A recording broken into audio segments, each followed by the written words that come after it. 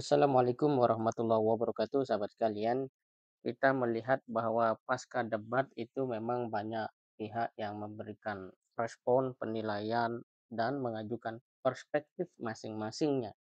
Akan tetapi ternyata setelah kita lihat beberapa hari kemudian, masih ada, ya, bisa dikatakan dalam tanda kutip, ya, lanjutan debat yang justru tidak pada tempatnya. Nah, ini tentu kita sayangkan. Mestinya kalaupun kita mau merespon, mengulas lebih lanjut soal debat, ya lebih kepada substansi debat atau kata-kata yang terlontar di dalam debat itu sendiri.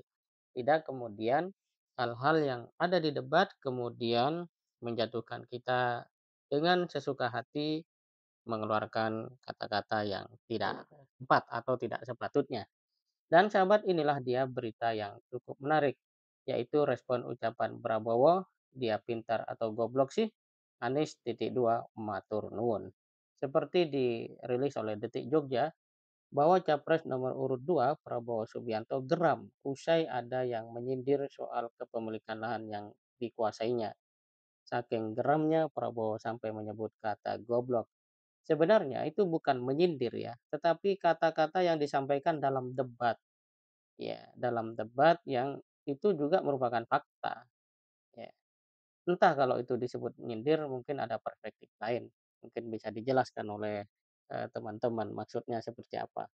Nah, diketahui pada debat ketiga Pilpres 2024 akhir pekan lalu, Anies Baswedan mempertanyakan, loh kan mempertanyakan bukan menyindir, kepemilikan lahan Prabowo seluas 340.000 hektar. Capres nomor urut 1 Anies Baswedan pun menanggapi santai pernyataan Prabowo itu. Ya, matur nuwun Pak Prabowo, kata Anies saat ditemui usai menghadiri resepsi pernikahan putra Paku Alam 10 di Pura Pakualaman Rabu 10 Januari 2024. Saat ditanya lebih lanjut, Anies tetap tidak mau berkomentar lebih jauh. Komentar saya itu saja, terima kasih Pak Prabowo, udah, jawabnya singkat. Sebelumnya dilansir dari Detik Sumut, Prabowo menegaskan lahan yang disebut dikuasainya itu sudah diserahkan ke negara. Prabowo menyebut lahan-lahan tersebut telah diserahkan ke negara. Saudara-saudara, ada pula yang nyinggung punya tanah berapa, punya tanah ini. Dia pintar atau goblok sih? Dia ngerti nggak tahu. Nggak ada HGU, hak guna usaha, nggak guna hak guna bangunan. Nggak pakai, itu tanah negara saudara.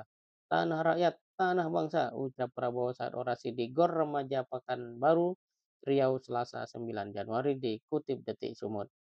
Prabowo menyebut daripada lahan ribuan hektar tersebut dikuasai oleh orang asing, lebih baik ia yang mengelolanya. Namun dia berjanji jika dibutuhkan siap menyerahkan pada negara.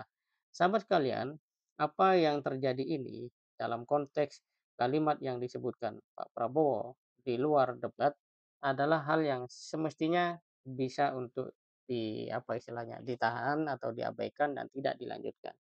Ketemu masa di GOR yang sedang mendengar ucapan-ucapan Prabowo, kalau dalam perspektif kampanye, jauh lebih baik dia menegaskan penajaman visi misi dia, program-program dia, gitu kan. Karena kalau kita lihat dalam teori psikologi ya motivasi-motivasi lah, bahwa kita itu tidak akan menjadi unggul hanya dengan cara menjelekkan atau menghina orang lain. Itu sudah jelas dan apalagi dalam konteks lebih luas, ya pemimpin yang bijaksana tentu saja pemimpin yang menjelaskan tentang apa pikiran-pikirannya tanpa harus menjatuhkan pihak lain gitu ya. Dan saya kira ini kaidah umum setiap orang ya bisa memahami, tapi kenapa kemudian Prabowo melakukan itu, ya itu adalah bagian dari cara berpikir Prabowo, mungkin juga bagian dari strategi kampanyenya, ya mungkin dinilai akan efektif. Dan yang lebih menarik adalah respon Anies Baswedan yang sangat singkat, "Matur nuwun Pak Prabowo." Ini merupakan sebuah respon yang dalam konteks ya kepribadian menunjukkan bahwa ada gagasan tidak kalimat itu. Ketika sebuah kalimat tidak ada gagasan, Anies yang memang selama ini disebut-sebut hanya mampu punya ide dan ngomong-ngomong saja, pada akhirnya pada omongan yang tidak perlu dia juga tidak mau ngomong terlalu lebar gitu ya, tidak mau ngomong terlalu jauh. Dan di sini bisa semakin membuat ya respon Anies ini mengundang simpati banyak orang. Dan karena itu dalam konteks ini respon Anies Baswedan sangatlah elegan karena tidak kemudian tertarik untuk melakukan satu aksi yang justru mungkin kalau dalam pandangan emosional biar seimbang, tetapi itu tidak dia lakukan, sehingga apa yang dijalankan oleh Anies dengan memberi respon terima kasih Pak Prabowo, menunjukkan Anies punya kematangan psikologi dan dia memang bukan hanya pandai berkata-kata, kata-katanya ia gunakan untuk merespon hal yang memang berguna. Ini saya kira satu hal yang secara fakta bisa kita maknai begitu. Kalau ada makna lain ya silahkan. Yang penting satu bahwa gagasan itu ketemu dengan gagasan yang lain. Kalau berbeda dia tidak akan bermusuhan karena gagasan itu keluar dari akal pikiran. Sedangkan manusia itu punya hati nurani dan hati nurani itu adalah yang menginspirasi akal harus mengatakan apa kepada lisan. Semoga fakta ini membuat kita semakin belajar tentang bagaimana pemimpin yang elegan, bijaksana, dan tentu saja tahu tempat dan harus berbicara apa, kepada siapa, dan di mana. Semoga ya semuanya bisa mengerti dan pada akhirnya debat nanti berikutnya sampai kemudian selesai debat yang terakhir, kita tidak lagi terseret pada hal-hal yang secara kontradiktif itu justru menimbulkan hal-hal yang kontraproduktif. Semoga bermanfaat. Assalamualaikum warahmatullahi wabarakatuh.